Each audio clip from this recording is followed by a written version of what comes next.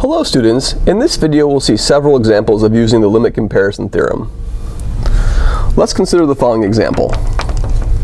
Let's show that the series,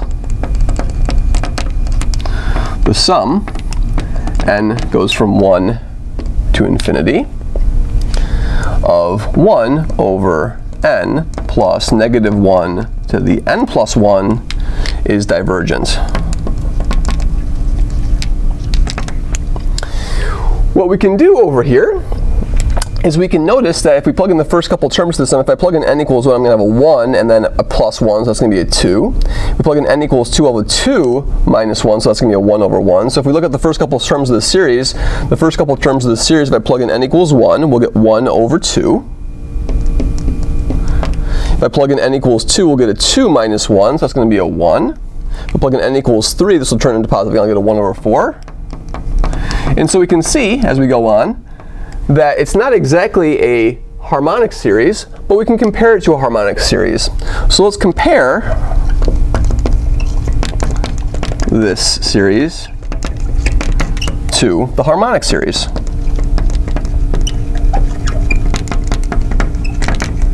In the harmonic series, recall, is the sum from 1 to infinity of 1 over n, and we know the harmonic series diverges.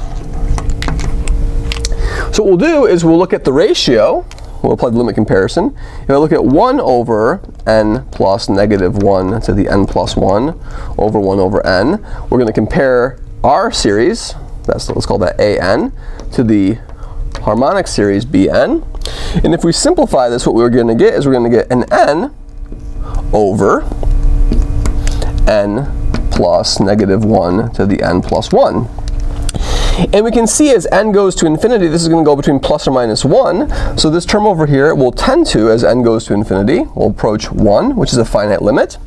And so by the limit comparison theorem, so limit comparison implies that our series diverges.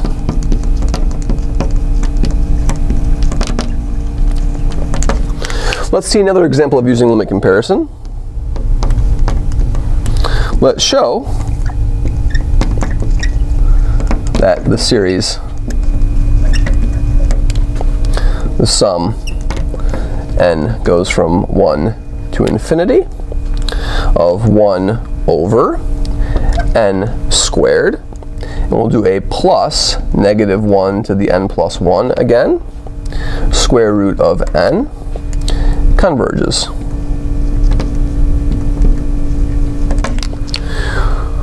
Well, but again, we can write out the first couple terms in the series. So what will this first term be over here? The first time I plug in n equals 1 is going to be a 1 plus 1 root 1, so I'm going to 1 half.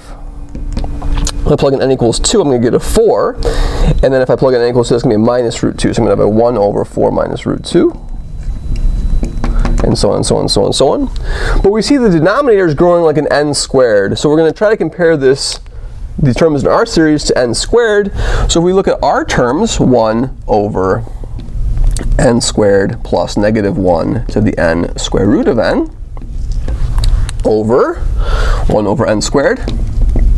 That's our an. That's our bn. We see after some algebraic simplification by flipping this that I'm going to have an n squared over n squared plus negative 1 to the n plus 1 square root n. And as n tends to infinity, we can see over here that this is going to converge to 1 as n tends to infinity. And so by the limit comparison, our series will converge. So limit comparison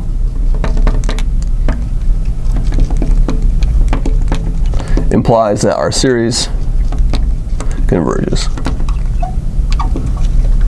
So when using limit comparison, you try to find a simpler expression like this 1 over n squared. We know that 1 over n squared converges since, we can put it even more specifically, since 1 over n squared, n goes from 1 to infinity, converges that by the p-test, with my p being equal to 2 here.